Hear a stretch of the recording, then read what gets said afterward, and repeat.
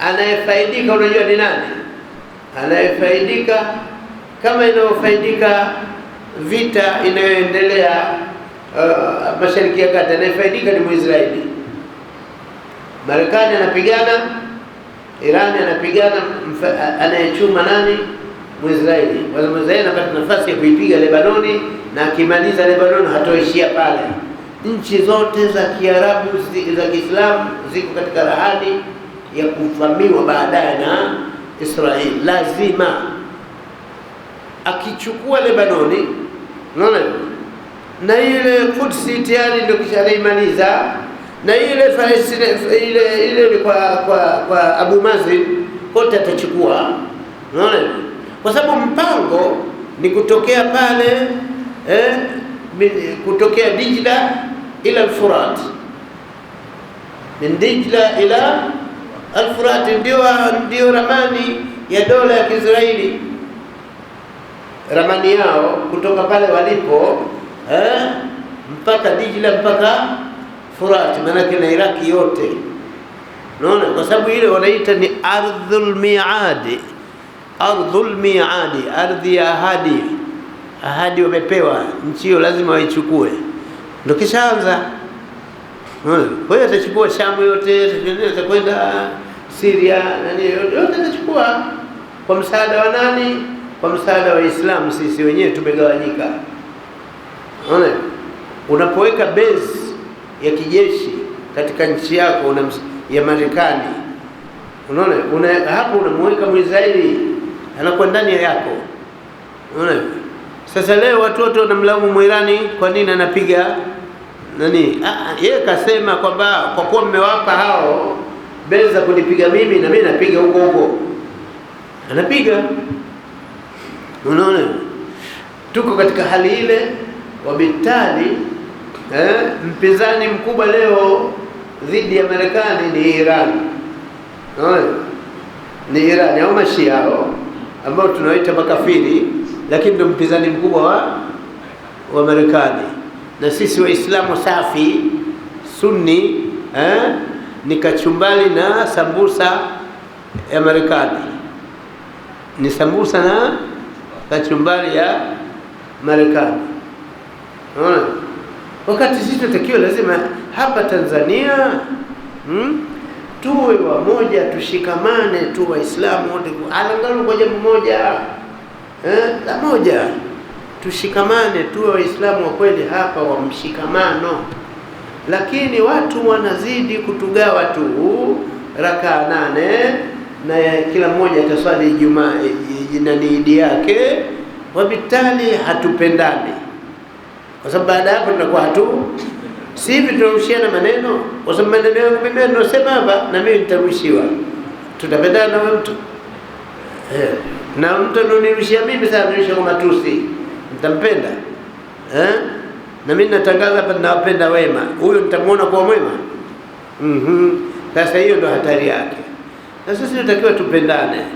Wakati tunamaliza mfungo wa Ramadhani huu na tunamaliza kipindi cha mazungumzo hapa, mimi wasia wangu Waislamu tujaribu kupendana, hivyo hivyo tupendane na tuipende nchi yetu. Waislamu tuipende nchi yetu ya Tanzania, tumpende rais wetu.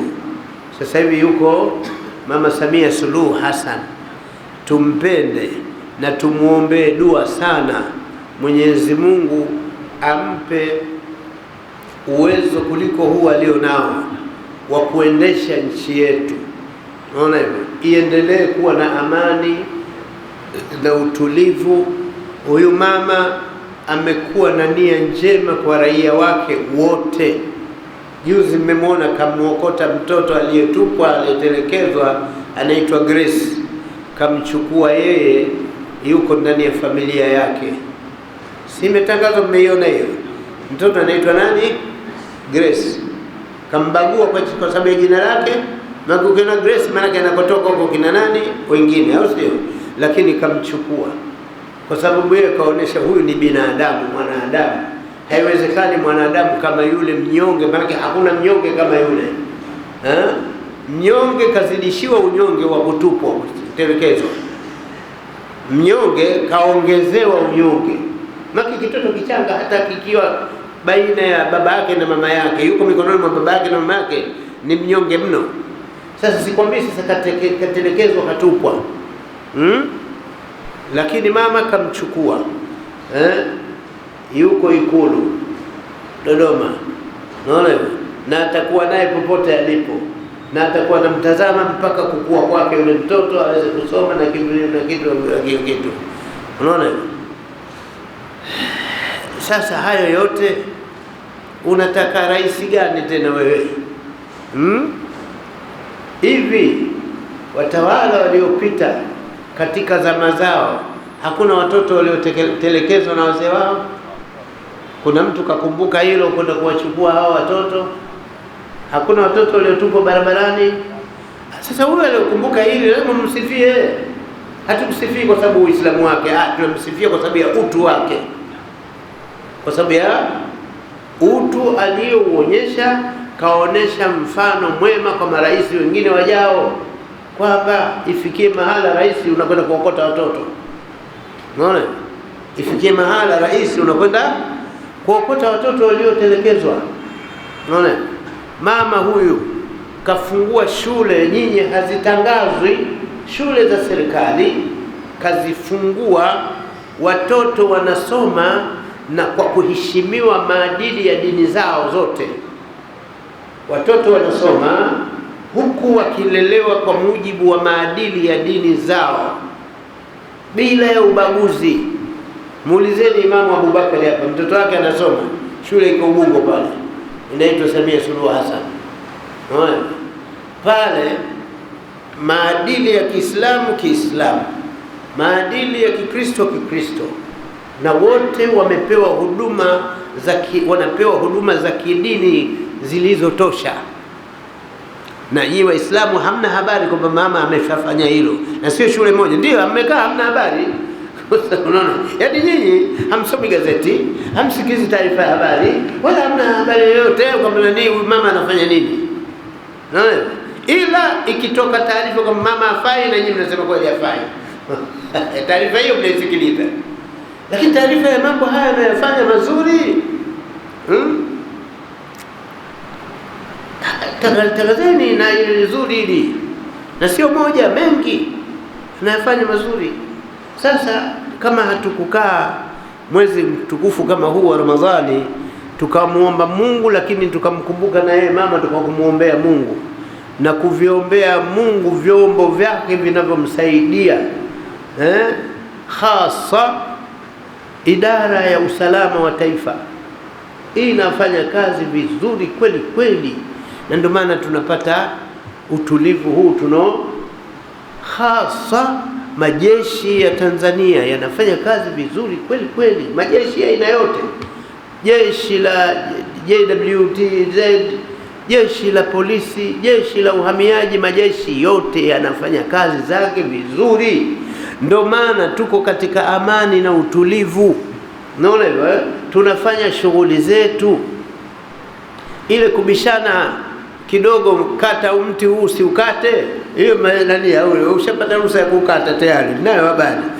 Unaona, makili bwana yuko na sababu ya kukata mti hapo, haya tayari ruhusa ukate. Maki jana nimeonana, ngambia pale msibisha, mwacheni yule Msomali akae Mwarabu yule akakate huo mti, ajenge kibanda tuishane, anakaa nasikitika tu. Unaona, haya ni madogo yako ndani ya nia, unaona. Lakini yaliyobaki nchi hii, alhamdulillah rabbil alamin, uongozi wake na viongozi wake wanafanya vizuri kweli kweli. Lakini mimi sina kigugumizi kusema hayo yote. Sasa hapo nitakudhini watu wengine kidogo. Hayo yote kutokana na fadhila ya nani? Ya Chama cha Mapinduzi. Na ndio kichomweka darakani. Asante mzee wa Kimanyema kasema ndio kichomweka darakani. Chama cha Mapinduzi kichomweka madarakani Samia Suluhu Hassan. Kwa hiyo lazima ishughuliwe. Atakapo kila kitu Allah, kila kitu Allah. Lakini mimi nikikupa kofia yangu hii, Mungu anakuambia umshukuru yeye, mshukuru mimi, nishukuru mimi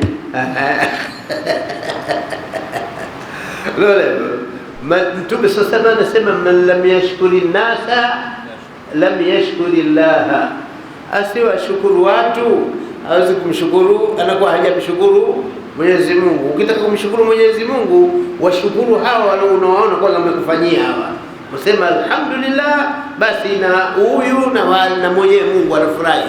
Na kama huwashukuru watu, Mungu hakufurahii. Yaani ukisema unamshukuru Mungu tu, hiyo maana yake kwamba kama mama yako utakomshukuru, wakati mama yako kakuzaa, akajifungua, akabeba mimba, kapata mzao, unamshukuru Mungu tu. Mungu ndio abeba mimba. Mimba Mungu kambebesha mama yako. Mungu na uwezo wake wote, lakini kaamua mimba kumbebesha nani? Mama yako. Unaona? Sasa mfanyie wema baba yako. Wa qadha rabbuka alla ta'budu illa iyyahu wa bil walidaini ihsana. Mungu amehukumu hivyo kwamba usimwabudu mama yako wala baba yako, siabudu. Wale ni binadamu, hawaabudiwi, lakini wanatakiwa uwafanzie ihsani.